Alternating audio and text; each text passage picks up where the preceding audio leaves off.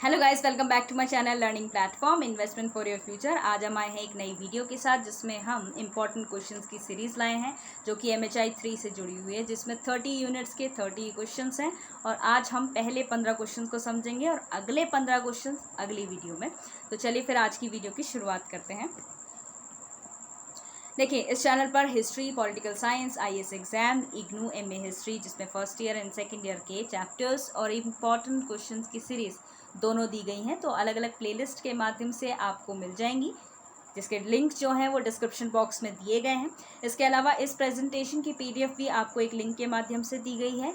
इसके अलावा आपको क्वेश्चंस की सीरीज़ भी PDF के माध्यम से दी गई है, जो कि आप एग्ज़ाम्स के लिए प्रैक्टिस के लिए यूज़ कर सकते हैं। और चैनल को ज़्यादा से ज़्यादा लाइक, शेयर और सब्सक्राइब करें और अपने दोस्तों के साथ बहुत सारा शेयर भी करें और बेल आइकन को ज़रूर दबाएं, जिससे आगे आने वाली सभी वीडियोस आपको आसानी से मिले। चलिए फिर बिना समय बर्बाद किए आगे बढ़ते हैं और आज की इम्पॉर्टेंट क्वेश्चन की सीरीज़ को शुरू करते हैं। देखिए, पहला क्वेश्चन है हमारे सामने, सामान्यकरण क्या है? इतिहास लेखन में सामान्यकरण की भूमिका की विवेचना कीजिए। सामान्यकरण नाम से समझ में आ रहा है, परंतु अगर जटिल परिस्थिति में जाएंगे, जटिल परिभाषा में जाएंगे तो मार्क ब्लॉक कहते हैं कि सामान्यकरण एक व्यापार की रीति है।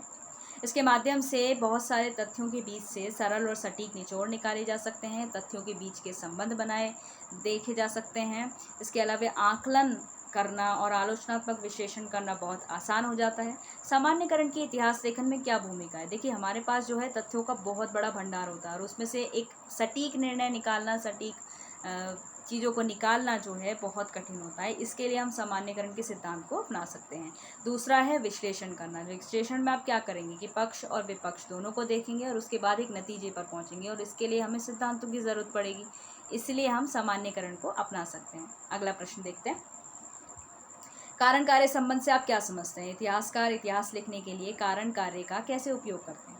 कारण कार्य नाम से पता लग रहा है, घटना का जो है विश्लेषण करेंगे, व्याख्या करेंगे, कारण समझेंगे, प्रभाव क्या होंगे उसे समझेंगे, पूर्व की परिस्थितियां क्या थी इस पर ध्यान देंगे, अनिवार्य और पर्याप्त संसाधन क्या थे ये देखेंगे, पर स्थिर संयोग का भाव रहेगा। देखिए, कोइंसिडेंस जो है इतिहास में कोई मायने नहीं रखता, संयोग बिल्कुल मायने नहीं रखता। इतिहास में सिर्फ फैक्ट मायने रखते हैं। हालांकि इतिहास का संयोग के आधार पर भी कई बार चीज़ों को लिख देते हैं, परंतु ये गलत है। इसके अलावा क्रमवार घटनाएं बहुत ज़रूरी हैं, यानी कि सिलसिलेवार तरीके से चीज़ों को चलाना बहुत ज़रूरी है। अब इतिहास में इसका उपयोग कैसे किया जाता है वो देख लेते हैं। व्याख्या करने के लिए, भविष्यवाणी करने के लिए, परंतु इन दोनों के बीच में जो है कोई संबंध नहीं है, अलगाव होना चाहिए, वरना चीज़ें बहुत ज़्यादा जटिल हो जाएंगी। दूसरा, कारण की अनिवार्यता बहुत ज़रूरी है। बहुआयामी परिस्थितियां, जब आपके सामने बहुत सारी चीज़ें आ जाएं तो आपको क्या करना है कि सबसे पहले सबसे महत्वपूर्ण चीज़ को समझना पड़ेगा। तुलनात्मक मूल्यांकन आपको देखना पड़ेगा, क्रमवार इतिहास लेखन को समझना पड़ेगा। इसके अलावा संदर्भ इतिहास में बहुत मायने रखते हैं।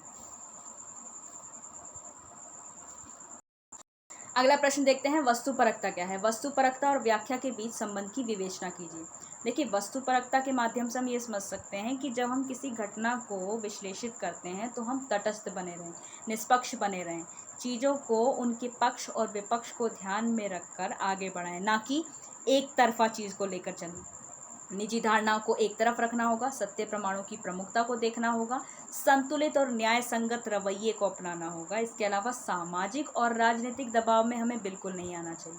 अब वस्तुपरकता और व्याख्या के बीच में क्या संबंध है? देखिए, जब किसी घटना की जब हम व्याख्या करते हैं तो उस समय हमें ये सिद्धांत हमेशा ध्यान में रखना चाहिए कि चीज़ों की जो जाँच पड़ताल है वो निष्पक्ष ढंग से की जाए, और यही वस्तुपरकता का सिद्धांत है। चलिए फिर आगे बढ़ते हैं। विचारधारा से आप क्या समझते हैं? इतिहास के काल चक्र को प्रभावित करने में विचारधारा की क्या भूमिका रही है? इतिहास के स्टूडेंट होने के नाते आप विचारधारा के महत्व को तो बहुत भली भांति रूप से जानते ही होंगे। चलिए फिर इसे भी समझते हैं। तो दृष्टिकोण, धारणा, विचार, इन्हीं सबकी मिली जुली व्यवस्था है विचारधारा।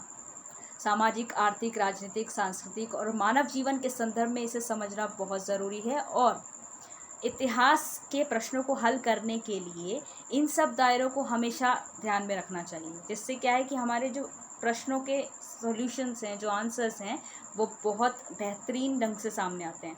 इसके अलावा विचारधारा के माध्यम से किसी भी घटना, किसी भी देश, किसी भी क्षेत्र के भविष्य की कल्पना की जा सकती है, आंशिक तौर पे ही सही।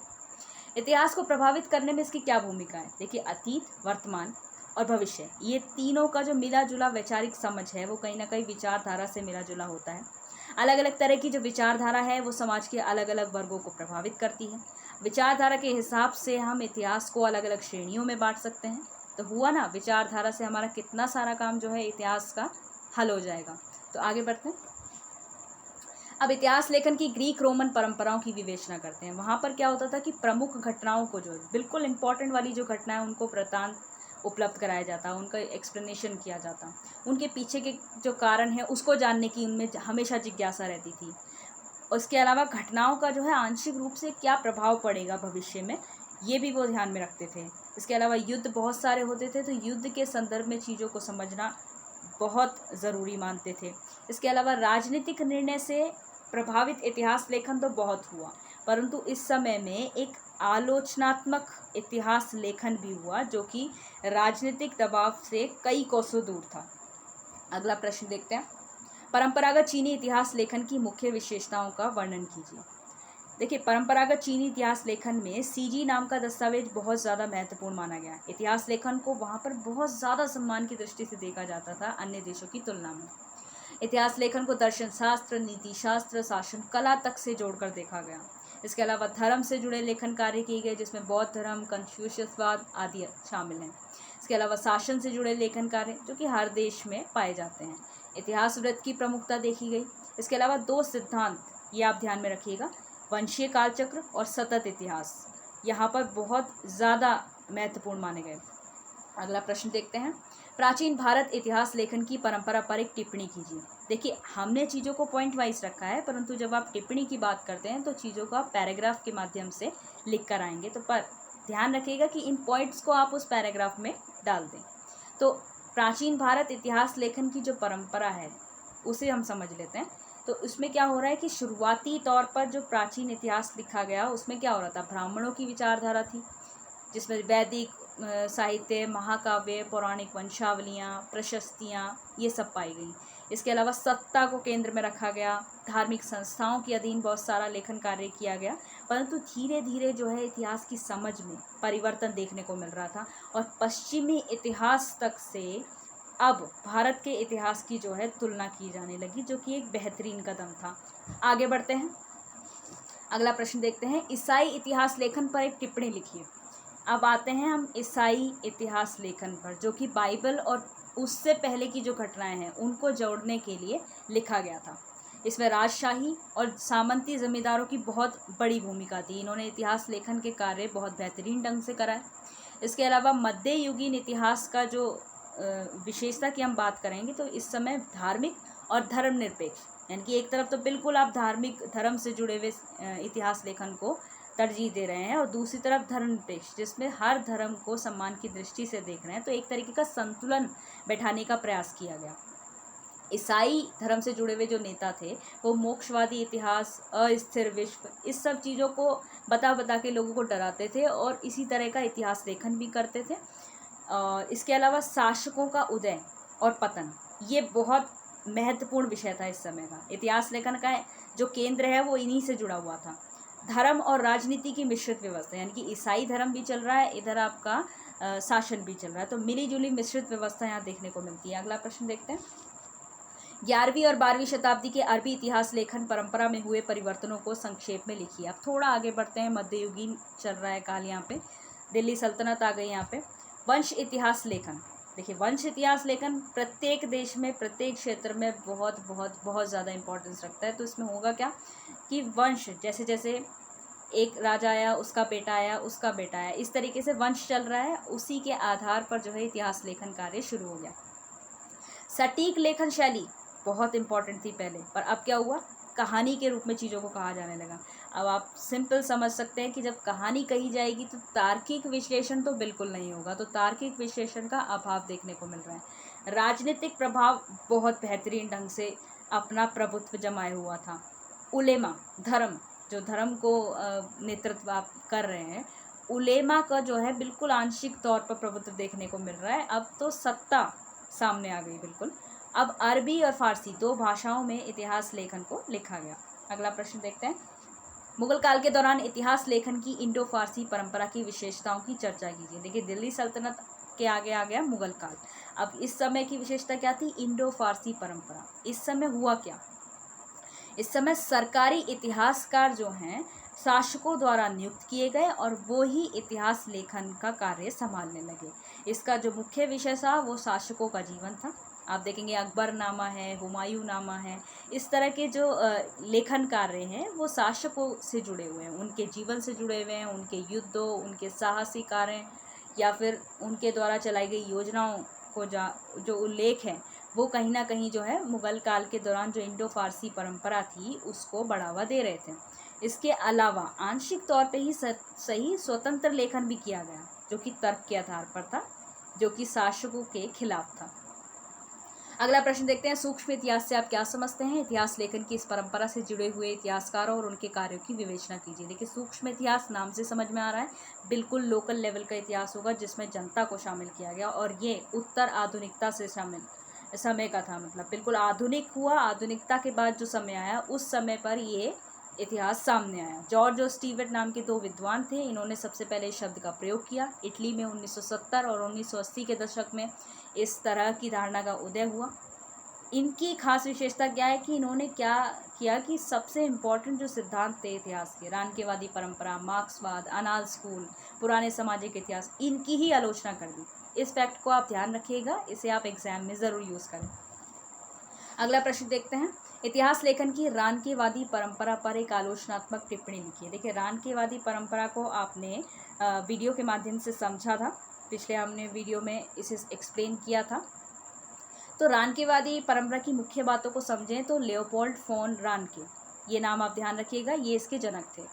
इसमें हुआ क्या था कि अतीत को जो है उस समय की परिस्थितियों के संदर्भ में समझा जाता था और ये कहीं ना कहीं जो है ये सकारात्मक चीज़ें हम डिस्कस कर रहे हैं, इनको आप आलोचनात्मक रूप से भी समझेंगे कि केवल जो है चीज़ों को उसी समय की परिस्थितियों में आप कैसे संदर्भ में समझ सकते हैं। तो ये एक आलोचना हो गई। दूसरा, अनुभव, स्रोत, सामग्री पर आधारित चीज़ें। देखिए, स्रोत तो ठीक है, फैक्ट्स हैं, सामग्री भी ठीक है, अनुभव आप कहाँ तक उसको आप जस्टिफाई कर पाएंगे, तो वो एक आलोचना का एक स्तर है। तीसरा, इनका जो है रानकेवादी परंपरा का अन्य सिद्धांतों के प्रति एक शुरू से आलोचनात्मक रवैया रहा, तो ये इनकी अपने आप में एक आलोचना है। इसके अलावा संदर्भों को प्राथमिकता, तथ्यों और व्याख्या में भेद स्थापित करना। संदर्भ, ये तथ्यों को ज़्यादा प्राथमिकता नहीं दे रहे हैं, संदर्भों को प्राथमिकता दे रहे हैं और तथ्य और व्याख्या में भी भेद स्थापित कर रहे हैं। व्याख्या बिल्कुल अलग चीज़ है जिसमें तथ्य का कोई लेना देना नहीं है और तथ्य बिल्कुल सटीक रूप से स्थापित होते हैं। इसके अलावा अगला प्रश्न देखते हैं। मार्क्स से पहले के समाजवादी विचारों और मार्क्सवाद के बीच अंतर पर चर्चा कीजिए। देखिए, मार्क्सवाद तो हमने बहुत कुछ समझा है कार्ल मार्क्स के बारे में, कार्ल मार्क्स की विचारधारा के बारे में। मार्क्स से पहले जो समाजवादी सिद्धांत थे, यानी कि समाजवाद जो है पहले भी था, उसमें क्या विचार थे उसे समझ लेते हैं। मार्क्स से पहले भूमि के सामूहिक स्वामित्व की अवधारणा को सामने रखा गया, यानी कि सामूहिक स्वामित्व होना चाहिए, किसी एक का नहीं। पर मार्क्सवाद में शोषण और श्रम 2 मुख्य विषय थे। पहले सामूहिक स्वामित्व, अभी शोषण और श्रम। पहले यूटोपिया नाम की पुस्तक बहुत फेमस हुई जिसका अर्थ था जिसका कोई अस्तित्व ना हो, और इस समय इकोनॉमिक एंड फिलोसॉफिकल मैन्यूस्क्रिप्ट नाम की पुस्तक, जिसे कि पेरिस फिलोसॉफिकल भी कहा गया। पहले एक समाज की कल्पना की गई जिसका नाम था आदर्शवादी समाज। मार्क्सवाद के समय वर्गविहीन समाज की कल्पना की गई। मार्क्स से पहले आदर्शवादी समाज की बागडोर राजकुमारों के हाथों में दी गई और मार्क्सवाद के समय समाज की जो बागडोर है वो मजदूरों के हाथ में दी गई। पहले के समय में अति आदर्शवाद को लाया गया जिसमें सामूहिक प्रणाली, राजनीति के प्रति बिल्कुल अविश्वास और न्याय जैसी व्यवस्था लाई गई। मार्क्सवाद के समय पूंजीवादी समाज के प्रति बिल्कुल कड़ा आलोचनात्मक रवैया रखा गया और उत्पादन और आर्थिक ढांचे को समाज के साथ जोड़कर देखा गया। अगला प्रश्न देखते हैं। इतिहास लेखन के अनाल स्कूल का संस्थापक किसे माना जाता है, उनके लेखन की चर्चा कीजिए। अनाल स्कूल अभी हमने पीछे थोड़ा सा समझा। संस्थापक मार्क ब्लॉक, और लूसिया फेब्रव, ये 2 नाम ध्यान रखिएगा। अनाल स्कूल के संस्थापक कौन थे? मार्क ब्लॉक और लूसिया फेब्रव। इन दोनों ने मिलजुल कर क्या किया कि समग्र इतिहास की संकल्पना की, जिसमें संस्कृति, समाज, अर्थव्यवस्था, ज्योग्राफी सबको मिला जुला के जो है एक इतिहास बनाया। ये मानते थे कि ये सच्चा इतिहास होगा। इनके अनुसार क्या था कि जो इतिहास है वो एक अलग विषय नहीं है, वो सामाजिक विज्ञान का हिस्सा है, और आज भी हम सामाजिक विज्ञान का हिस्सा ही इसे मानते हैं। अब इनके क्षेत्र विशेष की बात कर लेते हैं। तो मार्क ब्लॉक ने जो है ज्योग्राफी की बात की और सांस्कृतिक विशेषताओं के बारे में ज़्यादा रिसर्च की है। इसके अलावा लूसिया फेब्रव की बात करें तो वो लोगों की भावना और विश्वास के स्तर को समझने का प्रयास करते रहे हैं अपने लेखन कार्यों में। अब इस समय क्या हुआ कि बहुत सारी चीज़ों को एक ही सामाजिक विज्ञान के अंतर्गत रख दिया गया, तो बहुत सारी रुचियां पैदा हुई, बहुत सारी जिज्ञासा, मनोवृत्तियां सामने आई, जो कि एक इम्पॉर्टेंट महत्व रखता है इस समय के इतिहास का। तो ये आप ध्यान रखिएगा कि अनाल स्कूल के समय में जो है बहुत सारी मनोवृत्तियां पैदा हो रही थी। क्यों हो रही थी? क्योंकि समग्र इतिहास की धारणा सामने आई। अगला प्रश्न देखते हैं और आखिरी प्रश्न देखते हैं। पश्चिमी मार्क्सवाद क्या है? इतिहास की शास्त्रीय मार्क्सवादी व्याख्या के किस पहलू को पश्चिमी मार्क्सवादी समाजवादी इतिहासकारों ने पसंद किया?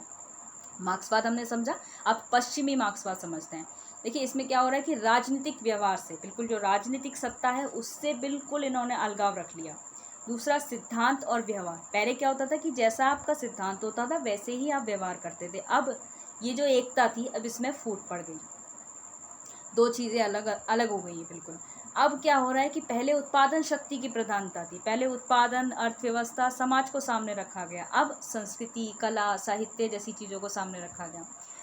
इस समय क्या हुआ? राजनीतिक तंत्र एक समय पर आकर विकसित हुआ, पर जो आंतरिक मजदूर हैं उनका जीवन बिल्कुल नहीं बदला, वो वैसे के वैसे ही रहे। वर्गीय राज्य जो है वो सत्ताधारी वर्ग, वही जो मार्क्सवाद में था कि जो सत्ताधारी वर्ग है वो अपने हित में ही चीज़ों को सामने रखता है, उनकी विचारधारा होती है, उन्हीं का धर्म पर प्रभुत्व होता है। तो इस तरह से हमने 15 प्रश्नों को ख़त्म कर लिया है। अगले 15 प्रश्नों की सीरीज़ जो है अगली वीडियो में आएगी, जो कि कल आएगी। इसी के साथ ही ये वीडियो यहीं समाप्त होती है। आई होप आपको ये वीडियो पसंद आई हो। चैनल को ज़्यादा से ज़्यादा लाइक, शेयर और सब्सक्राइब करें, और कमेंट सेक्शन में अपने विचार ज़रूर बताएं कि आपको वीडियो कैसे लगी, और अगली वीडियो के लिए तैयार रहें।